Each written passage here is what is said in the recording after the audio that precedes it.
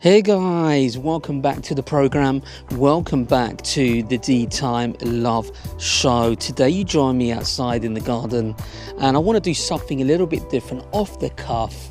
I keep on hearing from you guys, oh, the watches look amazing in natural sunlight, and yes, they do. It totally transforms the look of the watch when you get it in natural sunlight. I was going to showcase some of these timepieces on the D Time bar show, but it's in the evening, the light is not that great, it's under a spotlight as such, and you never get the same sort of feel and aesthetic, the actual colouring and so on. It's a little bit different when you don't film in natural sunlight. But I want to showcase some of my pride and joy, what I'm enjoying currently in rotation in my collection, which is absolutely huge. So I don't tend to take too many watches out of my deposit box, but today I've got a variety that are going to go back in, and I'll be mixing it up, showcasing to you guys the sort of things that I enjoy and collect. Nothing spectacular, nothing too expensive or anything like that. But let's start off with something different, with a pocket watch from Tempo, which is 9 karat gold. But I just want you guys to check out the actual dial. Look at the finishing of the dial, absolutely stunning. In natural sunlight you get to see all the imperfections as well. Look at those hands, look how amazing they look. Look at that sub dial there at 6 o'clock. Very, very interesting and just beautiful to look at. Not something that you'd take out, something that you'd enjoy as an ornament at home, I would say. And there you have it, guys. Look at this stunning Tempo pocket watch or clock, whatever you'd like to call them, and not any substantial value of anything. It's something that's been passed down from my grandfather. And one of the things that got me interested in mechanical watches, and pop the case at the back, you can see that beautiful manual wind movement as well, which is very nice indeed. Really works like it was. I don't think it's ever been serviced, but it works. It keeps time relatively well. I've never checked it, but it keeps the time relatively well. And let's have a look at one of my recent acquisitions. This comes in its original Patek Philippe box. Bear with me, guys. This is the Patek Philippe, reference number 2450. It's a Patek Philippe Calatrava. So let's get the box close. So this is the Patek Philippe Calatrava, reference 2450. It's 18 karat gold. It's 35 millimeters in terms of case diameter, with a case thickness, I believe, of 7.5 millimeters. It's 18 karat solid gold and in its absolute original condition. I do believe it has had the change of crystal, but it may have been stopped by slight polishing on the case, but very hard to tell, to be honest with you. But a lot of experts look at this and they say to me it's in absolute original, authentic condition. The dial is untouched, which is the most important part, and the movement is running well, totally untouched. With that honey cone color there, and you can see the indices, how they've tarnished with that green sort of pistachio color. Absolutely stunning.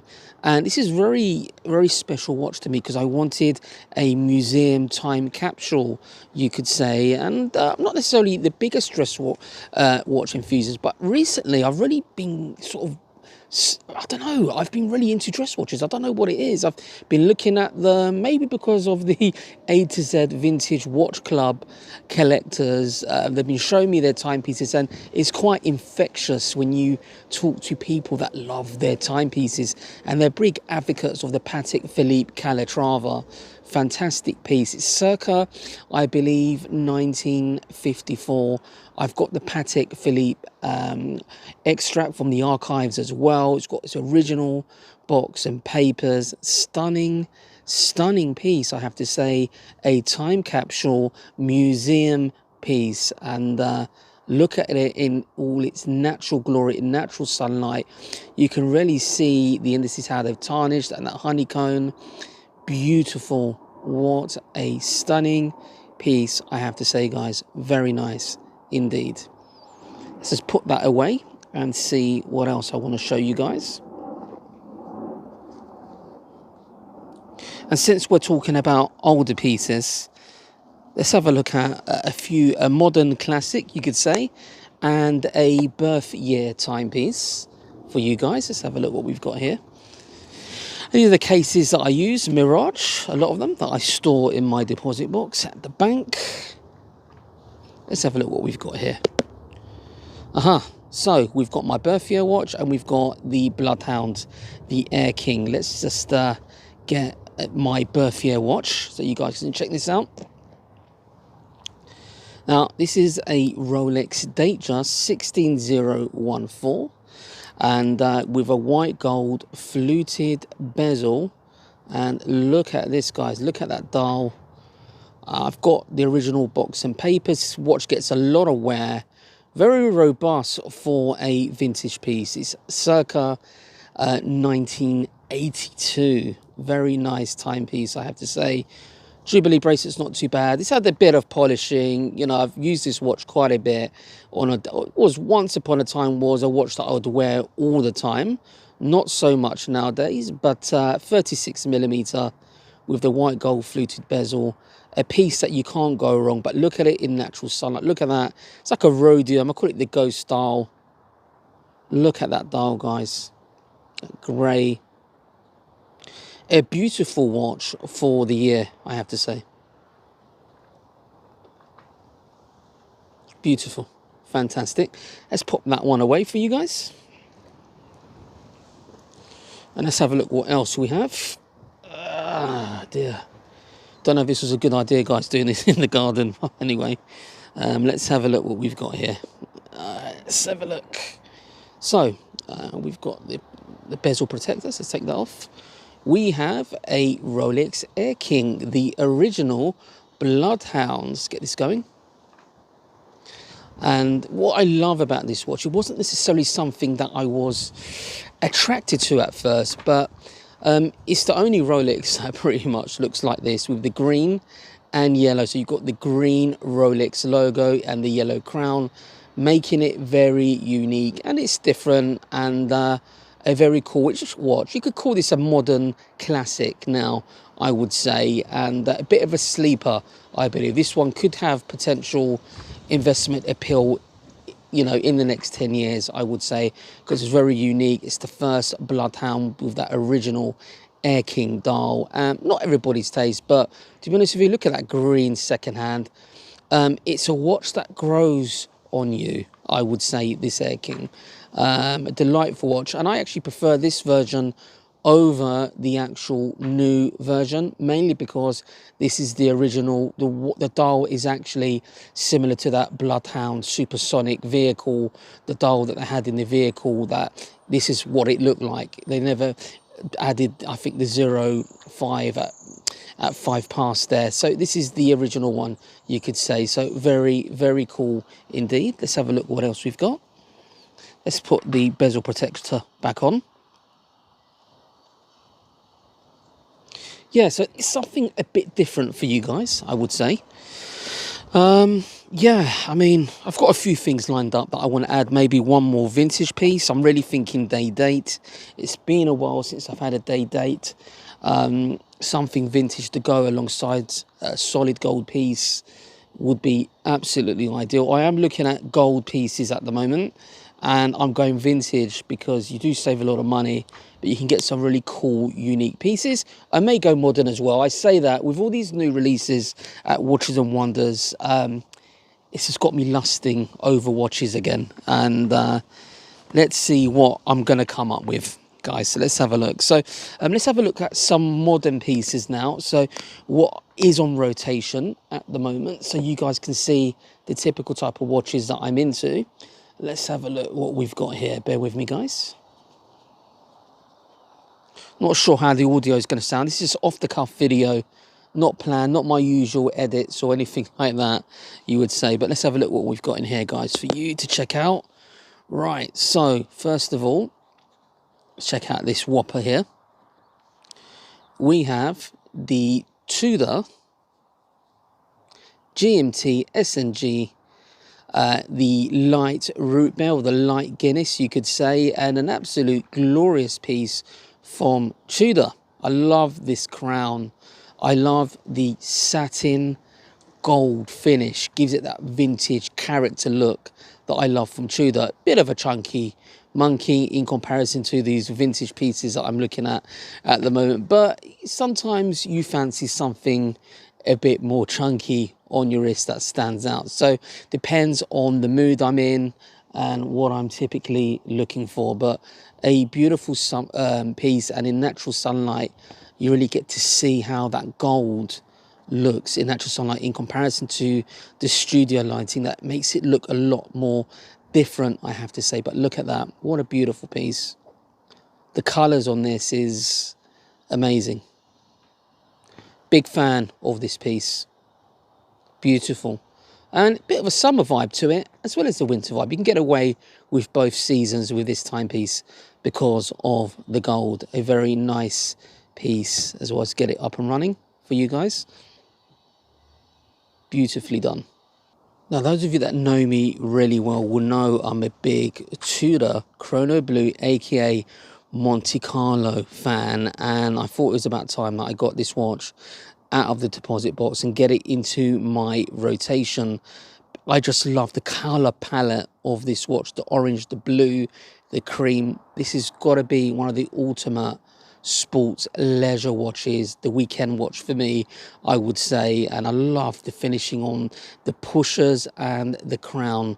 What a stunning piece. And I love the blue aluminium bezel. Look how this plays in natural sunlight. This is a real beaut, a real stunning piece, I have to say, that I'm going to enjoy probably over this weekend, mainly because of its color palette. What a cool timepiece, guys. It's a stunning piece, and I have to say it's one of my favorite watches, and I can't see myself ever parting with this particular timepiece. It's become very much the D-time icon. People associate myself with this particular timepiece, and I'm into the tag Monacos as well, and even my logo was a little bit inspired by this particular timepiece when I first started the channel back in the day. So yeah, what a beautiful piece. I love that splash of orange on the second hand, just give that retro sports character vibe, summer vibe that I think is just me. So let's have a look what else we have. Bear with me, guys.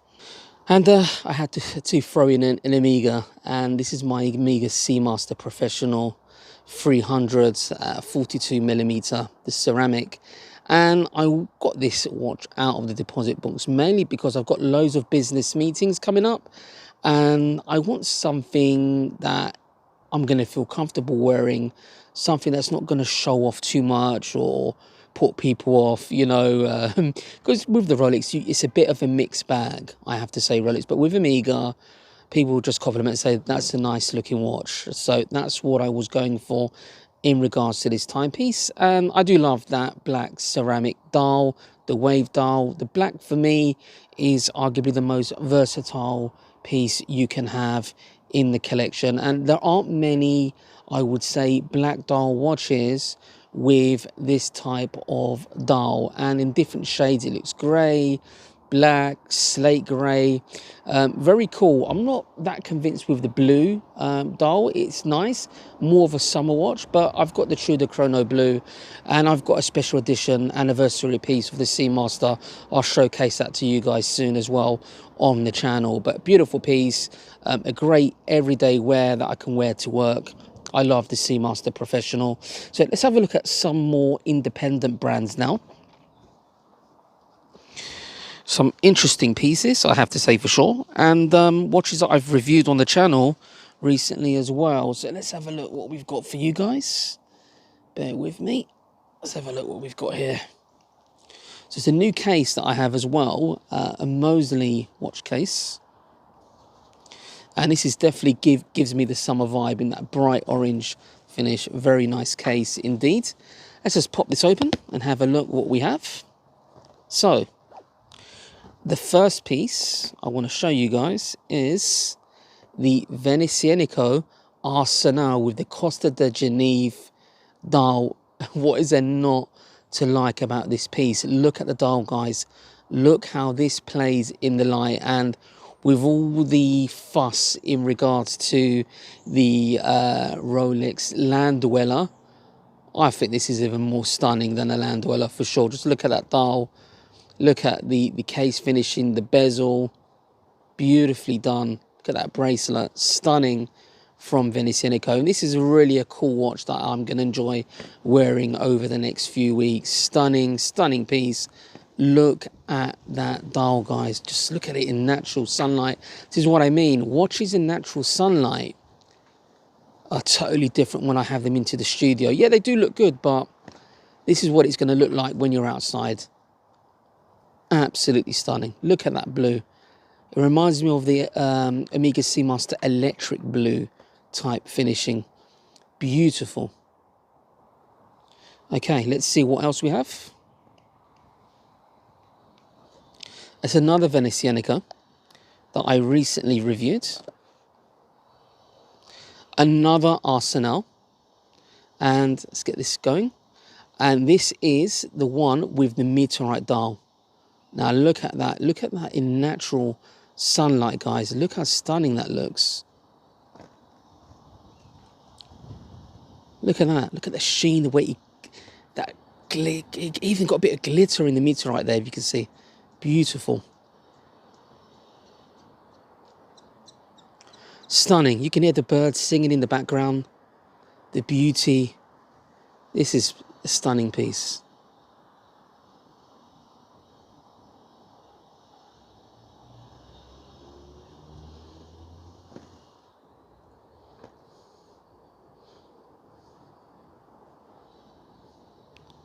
Get to enjoy that meteorite dial for sure, guys. Very, very nice indeed. Beautiful watch, I have to say, from Venezianico.